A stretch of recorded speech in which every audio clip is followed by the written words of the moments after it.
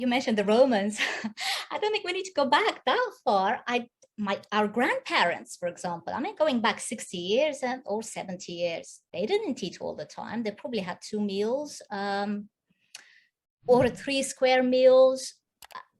And that was it. That whole snacking and eating in front of the television sort of culture wasn't there. You're right. Yeah, I think it was the industrial era, wasn't it? It was the 3 meals. I suspect that still was needed, and then the snacking between.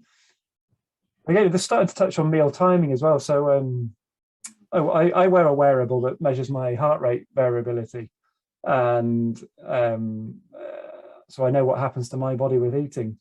But it's that meal timing again. So again, this is that personalization piece. So some people say, I'm going to do 1 meal a day, I'm going to do 16/8 intermittent fasting. And the question is often, when's the best time to eat? And again, I always say that there are so many variables that go into that decision making that no one can turn around to you and say, this is what you should do. Some people, the sitting down at a table together is really important for the day, and you can't take that away. But everything else being equal, a large meal late in the evening will just wreck sleep. Absolutely, it'll put your resting heart rate up a good 10%, which basically means the body's not going to repair and recovery until 2-3 in the morning, and so therefore you're not getting that resting sleep. So my again, this is not scientifically this is not authoritative, but my feeling is probably a meal around about 2 or 3 p.m. A decent meal around 2 or 3 p.m. is probably, everything else being equal, what might work quite well for people. I promise the audience, we haven't talked about this. Dr. Murdoch and I did not talk about this before, but that is exactly what I do. I can't eat beyond, 3 is the latest for me because I'm avoiding carbohydrates. So most of my meal is heavy in protein and fat.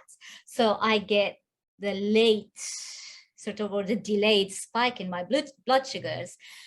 And I don't want that to happen while I'm asleep, because it will disrupt. It's very disruptive to sleep. I get overheated, and I toss and turn in bed, and I wake up several times through the night if my body's trying to digest the food, and also if my blood sugars aren't stable. So if I eat my last meal before 3 p.m., at least that delayed spike of 4 or 6 hours after my meal, I can deal with it while I'm still awake. So when I go to bed with a blood sugar of, 4.5 or 4.6, I wake up with a blood sugar of 4.5 or 4.6. So it just stays stable. But that doesn't happen when I have a late night meal. So this is why I just can't have a late night meal.